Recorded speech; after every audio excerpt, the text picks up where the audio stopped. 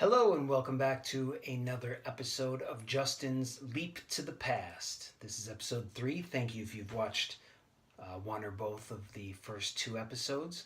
And today I'm going to make it a little bit different. So you probably know that the last official Avengers movie just came out not too long ago, and it's doing crazy good business. It's pretty much the most successful movie ever.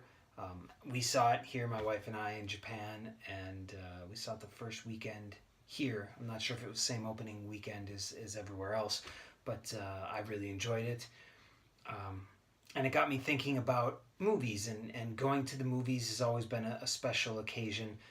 When I was a kid, I didn't have a whole lot of money, so whenever I could go to the movies, it was sort of a big deal. So I wanted to talk about movie experiences. And the first one that came to mind was my stepdad used to work at a radio station and at a newspaper selling ads, so he would get promotional tickets to see movies. And usually for all of us, for the whole family, so the three of us could go and attend these movie kind of premieres. It was in suburban Milwaukee, so it wasn't like a Hollywood gala, but it seemed like a big deal because you had to have this special ticket, and some people would win them over the radio by being the 15th caller or something like that. But we almost always got these tickets and would go see movies like Field of Dreams, and one that I really remember was Ghostbusters 2, in part because we got to ride there in a replica of the Ghostbusters hearse. Like, I was in the back, and it was pretty much like a big fancy station wagon. So inside it didn't seem that amazing, but I knew that outside people were looking at this car and, oh, it's the Ghostbusters car, that's so cool. So I really liked going to those movie premieres. Felt like a big deal. And then Batman. So the Michael Keaton Batman from 1989 or 91 or whenever that was.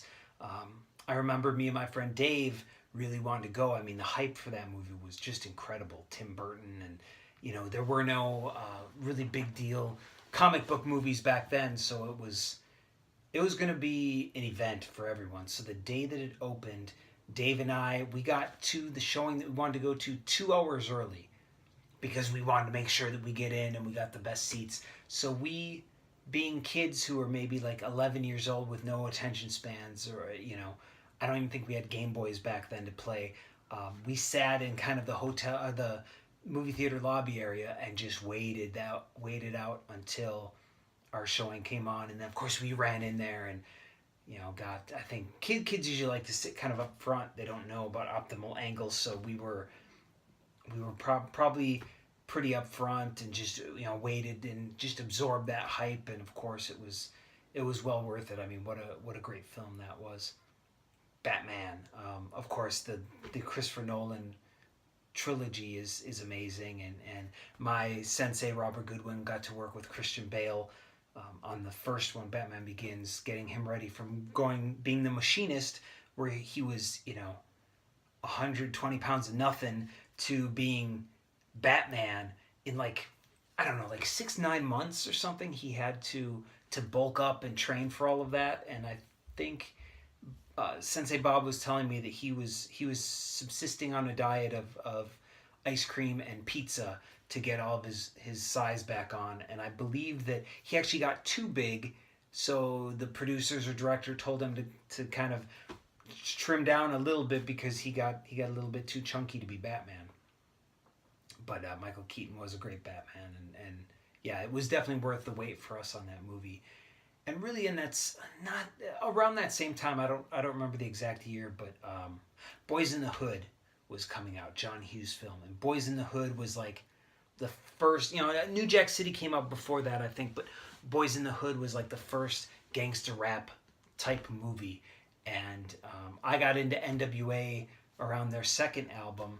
Didn't know the first, but then I was listening to Ghetto Boys, and I was really loving black music. And again, being in suburban Milwaukee, Waukesha, Wisconsin, I didn't have any black kids in my school. There was a group of Latinos, and that was really as much. There was an Asian kid here or there. That was about the extent of our diversity. And of course, now I'm living here in Tokyo, Japan, so I'm shoes on the other foot a little bit. But me and some of my other white neighborhood kid friends all wanted to go see Boys in the Hood, and I'm pretty sure it was an R-rated movie, right? Like, it was definitely rated R. And I don't know how we got there, but we got to the theater and walked in, and we each wanted a ticket. And I remember there's some confusion with the ticket seller and maybe the manager. Like, can we let these kids in to see this gangster rap movie? And I'm pretty sure, even though it was rated R, like, we all got in, and I think I was the oldest one there.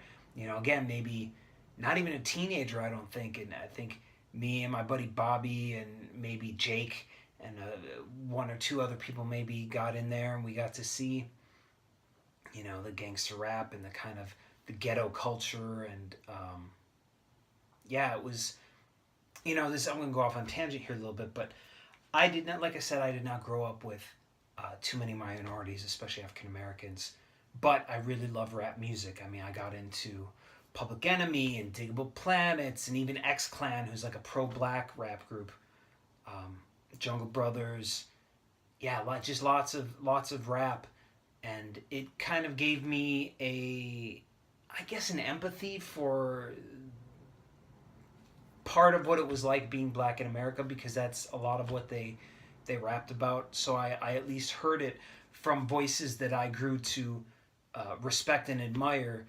So even though I was not around black people, it made black people seem like nothing to be feared, but to be respected. Put them in an elevated position, as opposed to maybe where I was born, more north in Wisconsin and Michigan, where they had never seen a black person come through, and they're kind of scared, and all their opinions are based on stereotypes. At least I was having kind of positive African American influences through rap music. And of course, Arsenio Hall and Oprah Winfrey and Michael Jordan, and I won't say Bill Cosby anymore, but all of that pop culture really helped people like me at least have a knowledge of blackness, I guess you could say.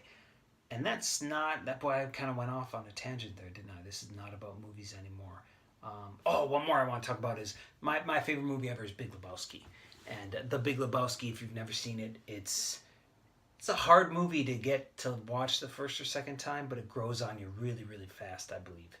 And I kind of was late to that party, but I ended up loving it. And I got to go to see a movie screening when I lived in Minneapolis, in Uptown Minnesota, at a theater. Went to a midnight screening, and that was amazing. Just being there with other people who appreciate the movie just as much as I do, and people saying the lines of movies, because I love lyrics and music, I love lines in movies. I love to be able to quote Billy Madison or Anchorman, or even stuff like Bloodsport ad nauseum. To the chagrin of the people around me. But now I'm done talking about movies and such. Thank you for watching this third episode of Justin's Leap to the Past. I think last time I called it Link to the Past once. Sorry about that. Poo-hoo. Yeah, I'm enjoying doing these. I hope you're enjoying watching them. Please give me a thumbs up to show that you're interested. Maybe shoot me a subscribe to the channel so you get some notification, get some alerts when I put up new ones. I'm trying to do this as much as possible, and you watching definitely motivates me to do so. So thank you for watching this episode of Justin's Leap to the Past. I'll talk to you again.